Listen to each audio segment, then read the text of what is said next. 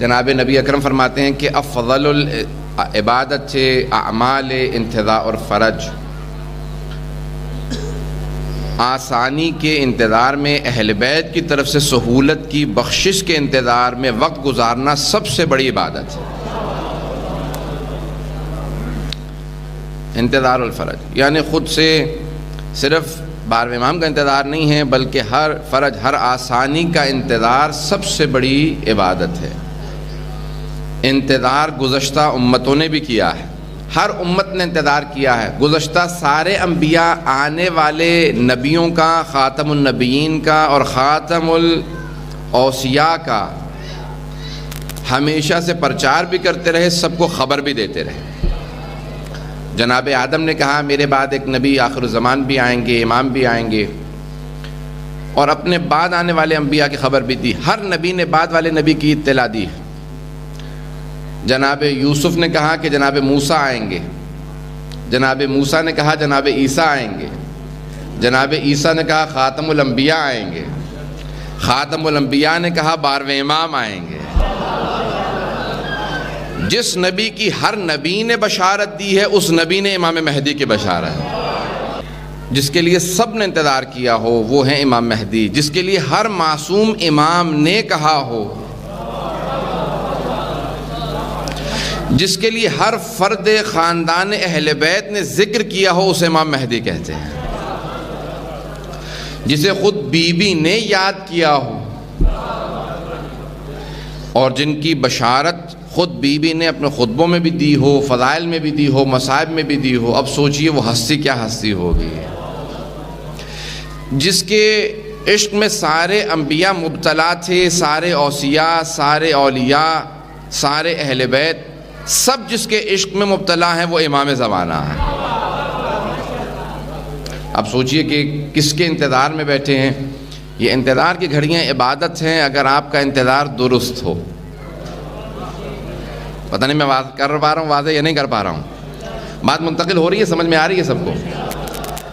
انتظار دو طرح کا ہے، ایک یہ ہے کہ آپ کسی کو دعوت دیں، بلائیں، اس کے آنے کی خبر رکھتے ہوں لیکن بغیر تیاری کے، مجھے نہیں پتا۔ اور ایک ہے کہ آپ نے کسی کو دعوت دی ہو لیکن دعوت کے بعد جتنے لوازمات ہیں ان کو تیار رکھیں۔ کبھی ایسا ہوا کسی کو گھر بلائیں اور کوئی تیاری نہ کریں؟ جتنا مہمان کے آنے میں تاخیر ہوتی ہے، شوق و اشتیاق اتنا بڑھتا جاتا ہے۔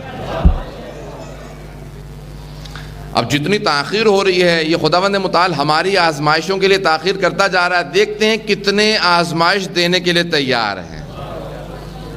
عشق بڑھتا چلا جائے گا، محبتیں بڑھتی چلی جائیں گی۔ انتظار، اور بعض تو عرب شعراء نے یہاں تک کہہ دیا کہ الانتظار اشد من القتل، انتظار کرانا تو قتل کرنے سے بدتر ہے۔ قتل کر دو لیکن انتظار نہ کراؤ۔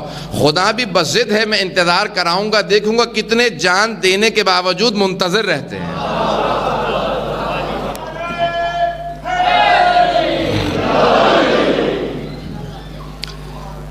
اب قرآن کے اندر، خود سے سورہ ہود کے اندر آپ دیکھ لیجئے، انا قوم منتظرون، انبیاء نے بھی کہا کہ جب گزشتہ انبیاء بشارت دیتے تھے نا کہ بعد والے نبی آئیں گے، تو امتیں کہتی تھی انا قوم منتظرون، بے شک ہم ایسی قوم ہے جو انتظار میں بیٹھی ہے۔ جب انبیاء منتظر ہیں اور رسول خدا نے اپنی امت کو اتنا شرف بخش دیا کہ انہیں بھی منتظر بنا دیا۔ منتظر اسے کہتے ہیں جو انتظار میں ہو، جن کے انتظار میں انبیاء رہے ہوں، ان کے انتظار میں اور آپ بھی بیٹھے۔ اب سوچئے کہ رسول خدا نے ہمیں یہ نعمت دی ہے کہ ہم انبیاء کے صف میں کھڑے انتظار کر رہے ہیں۔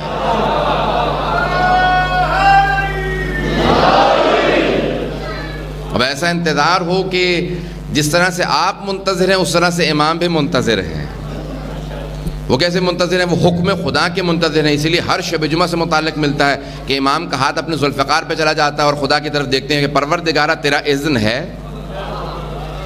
تیرا اذن ہے، تیری اجازت ہے میں اپنی دادی کے قاتلوں سے بدلہ لوں، میں اپنے جد حسین کے قاتلوں سے بدلہ لوں۔ میں مصائب پہ آؤں گا، تفصیلی پیش کروں گا آج۔ میں جانتا ہوں آج رونے ہی کے لیے لوگ آئے ہوں گے، کبھی انشاءاللہ موقع ملا تو انشاءاللہ 12ویں امام سے متعلق تفصیلی پیش کروں گا آپ کے سامنے فضائل تفصیلی پیش کروں گا، امام کے فضائل بھی اور امام کے مصائب. اکثر لوگ سوچتے ہیں امام کا کوئی مصائب نہیں. سب سے زیادہ مصائب ہے تو 12ویں امام کا ہے کہ جتنے مصائب، میں اور آپ تو مصائب نہیں جانتے، امام کی آنکھوں کے سامنے گزرتے ہیں. میں اور آپ صرف سنتے ہیں، امام کی آنکھوں کے سامنے ہوتے. میں پیش کروں گا آخر میں. حضرات اب یہ جو میں نے سورہ انتخاب کیا ہے، سورہ کوثر، قرآن کا سب سے مختصر سورہ ہے. اللہ سبحانہ و تعالیٰ نے سب سے اختصار میں اس سورے میں سب سے تفصیلی باتیں کہیں. مختصر سے سورے کے اندر کوثر کو بتایا ہے، یعنی نسل کثیر ہے. مختصر سورہ سب سے مختصر ہے، سب سے چھوٹا سورہ، لیکن سب سے بڑی نسل سے متعلق ہے، سب سے عظیم نسل سے متعلق ہے، جس کو رسول خدا صلی اللہ علیہ وسلم جب سب کے سب کہنے لگے آپ کو ابتر، تو خداوند متعال نے کہا نہیں، ہم نے آپ ہی کو کوثر عطا کیا ہے.